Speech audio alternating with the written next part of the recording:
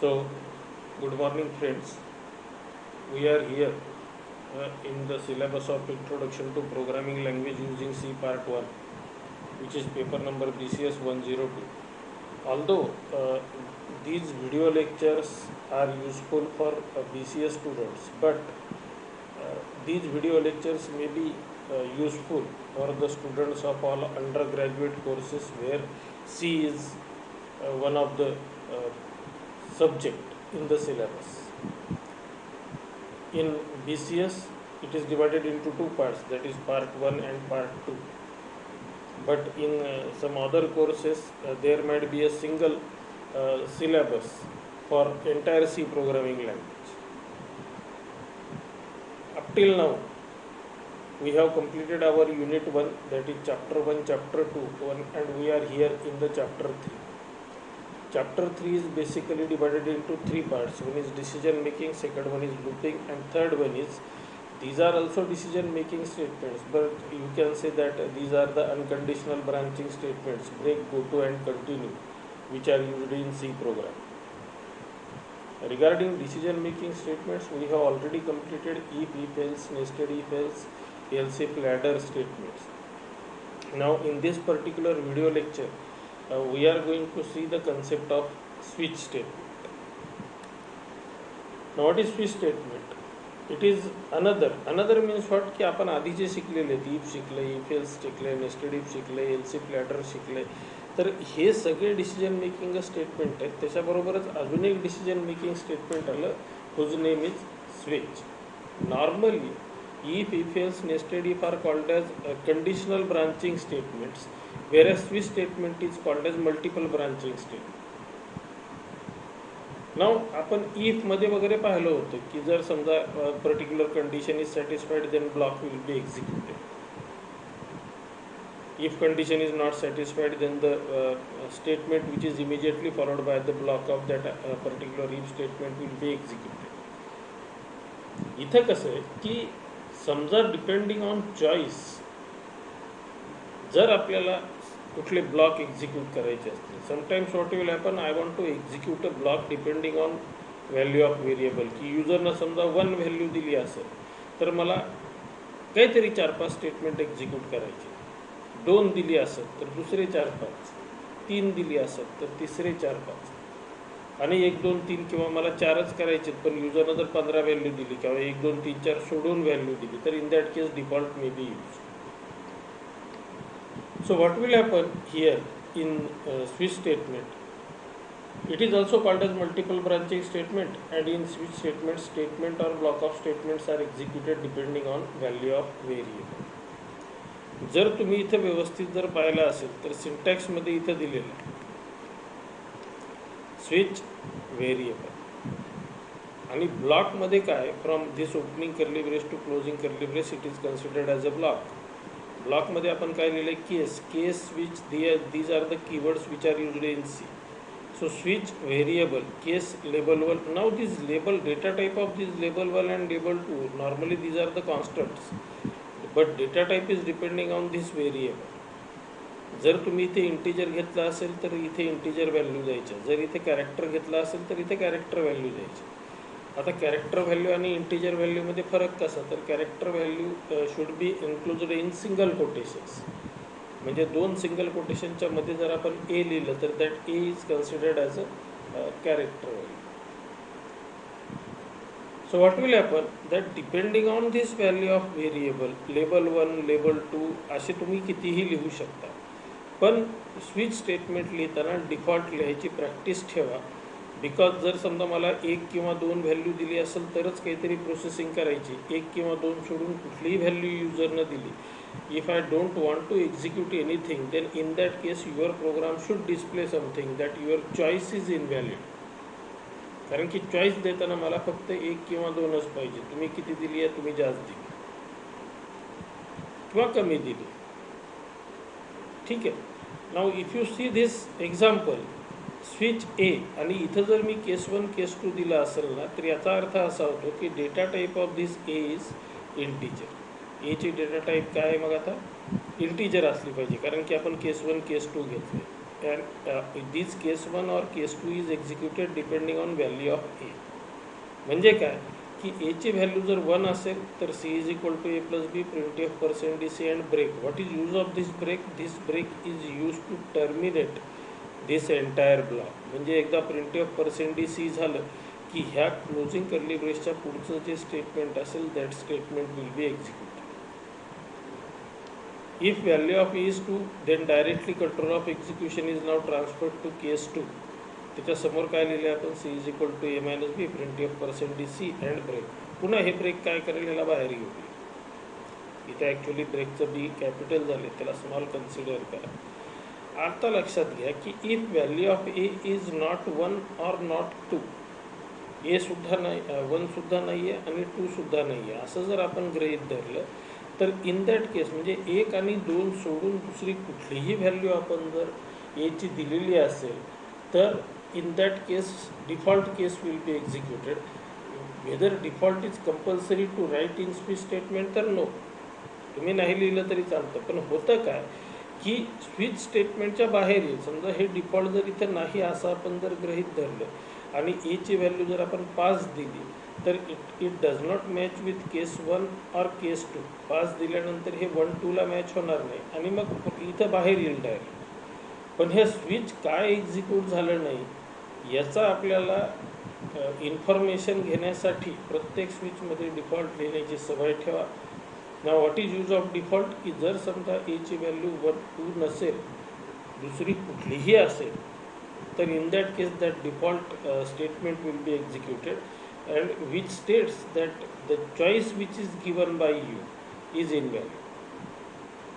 म्हणजे तुम्हाला कुठली चॉईस द्यायची आहे तर तुम्ही 1 किंवा 2 मध्येच देऊ शकता, बाकी देत नाही. Regarding this example, so here there is one example program, that is program for addition, subtraction and multiplication of two numbers using switch. Now what are the contents here? Hash include stdio.h, then main, हे वरचं documentation section, hash include वगैरे ह्याच्याबद्दल आपण बरंचसं discussion आत्तापर्यंत केलेलं आहे. मेनमध्ये काय की 2 नंबरचे ॲडिशन, सबट्रॅक्शन, मल्टिप्लिकेशन करायचं. So a and b are the 2 numbers, c which is use to hold. आता पहा ह्या प्रोग्रामचा रिझल्ट जो आहे ना तो कुठला तरी एकच येणार आहे, एकतर ॲडिशन येईल किंवा सबट्रॅक्शन येईल किंवा मल्टिप्लिकेशन येईल.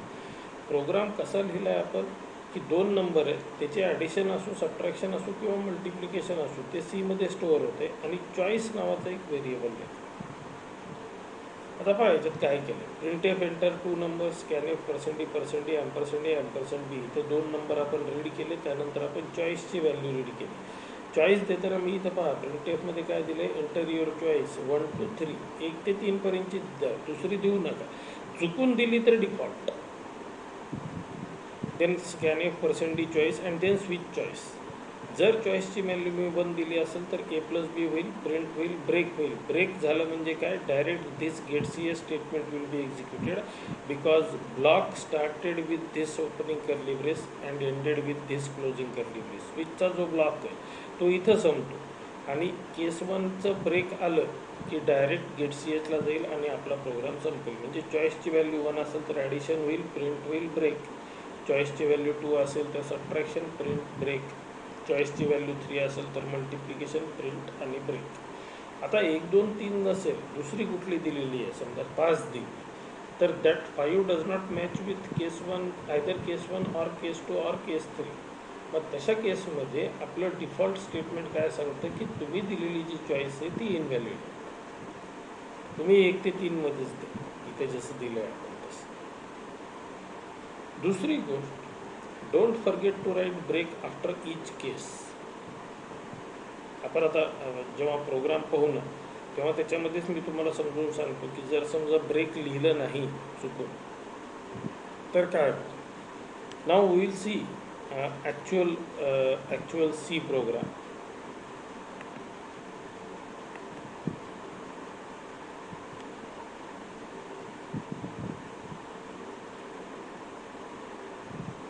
आपण आता हा जो आहे आत्ताचा त्याचा ॲक्च्युअल सी प्रोग्राम पाहूया आणि इथं आपण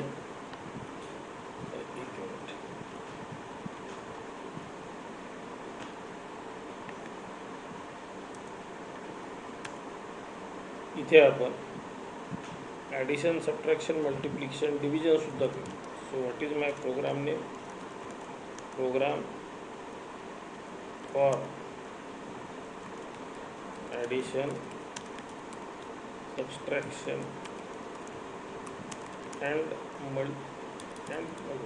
चारही घेऊतात, multiplication and division using switch. No doubt of two numbers. Now first statement is, as all of you know, hash include stdio dot h, then main. Now see, integer a comma b comma c comma choice, these are my variables, but addition of two numbers is integer, subtraction of two integers is also integer, multiplication is also integer, but regarding division, you cannot say that division of two numbers is always integer, so it might be float. तर मग मी इथं काय करतो, float D. D कशासाठी? फक्त डिव्हिजनसाठी, otherwise C addition, subtraction, मल्टिप्लिकेशनसाठी. CLR SCR, then printf, enter two numbers, scanf,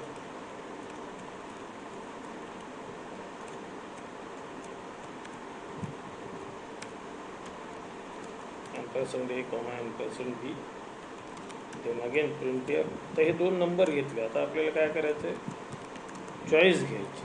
so enter your choice. आणि इथं देताना मी देतो की चॉईस ही तुम्ही 1 ते 4च्या मधली द्या.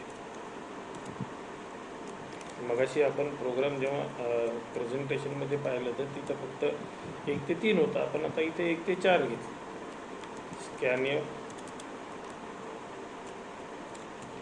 % d ampersand choice, then switch choice. Now write down case 1, c is equal to a plus b,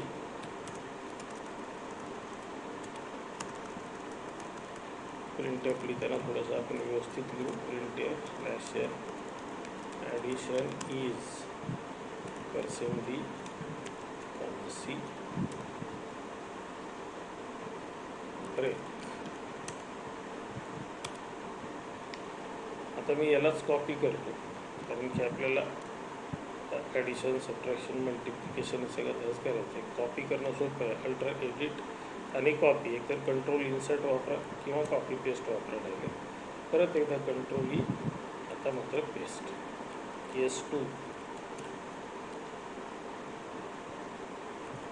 c is equal to a minus b. इथं ॲडिशनच्या ऐवजी मी लिहितो सबट्रॅक्शन.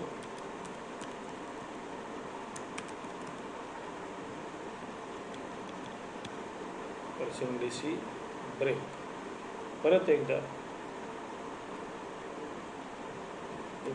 त्याला पेस्ट करतो. इथं लिहितो case 3, c is equal to a multiply by b. printf multiplication is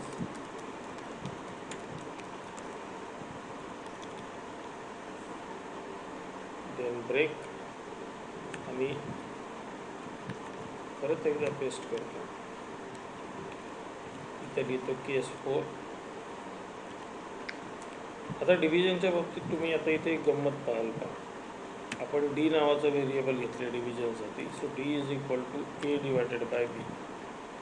आणि printf division is. आता मात्र आपल्याला इथं %d ऐवजी %f वापरावं लागणार, because data type of B is float. आता हे झाले सगळे आपले 4 केसेस. आता आपल्याला लिहायची डिफॉल्ट केस. आता इथं केस वगैरे लिहायचं नाही. आता इथं डायरेक्ट लिहायचं डिफॉल्ट. आणि आपल्याला काही प्रोसेस करायची नाही. आपल्याला फक्त काय लिहायचं डिफॉल्टमध्ये, printf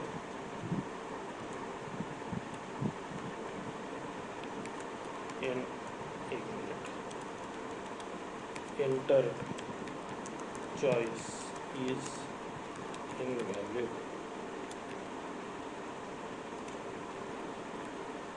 ब्रेक. इथं आपलं स्विच संपलं.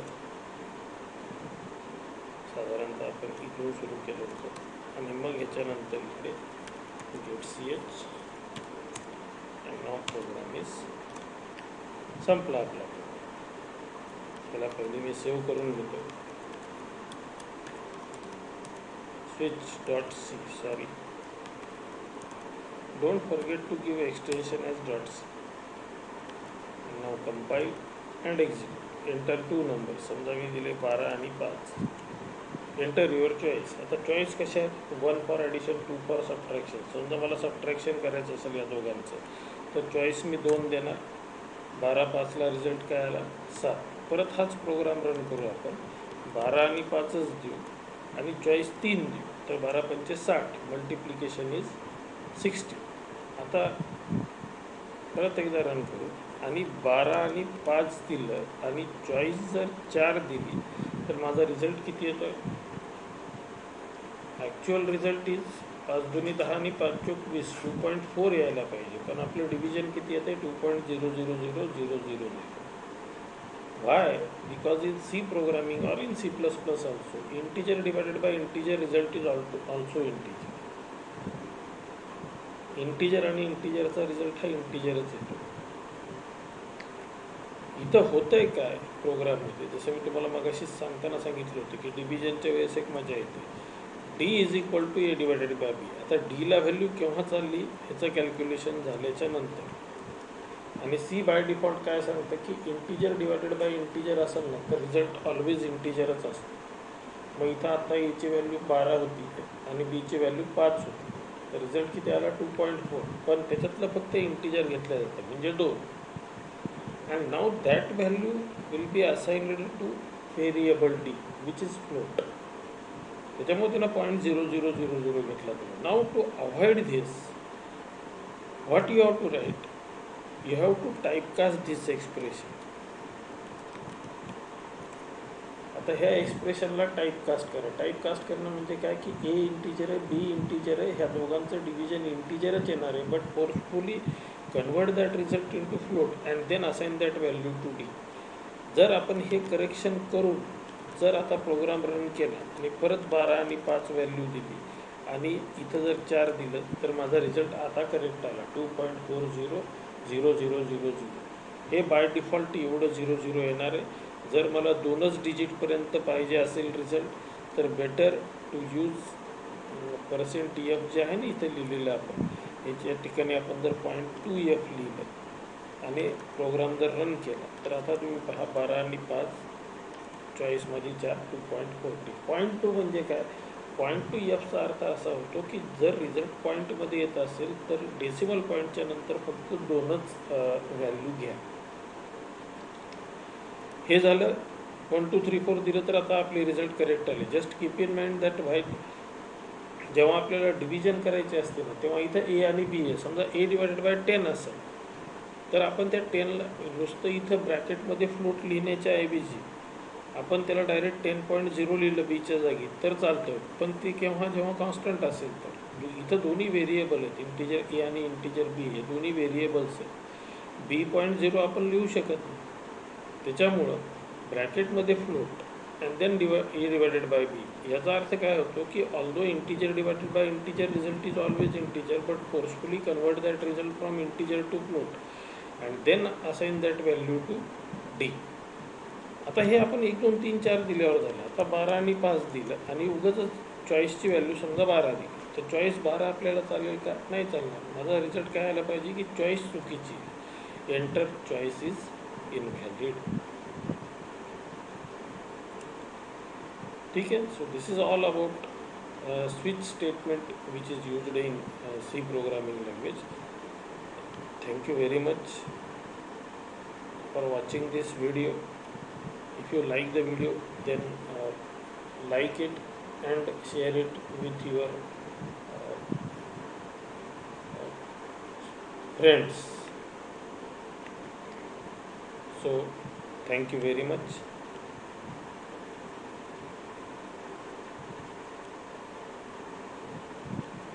We will stop here.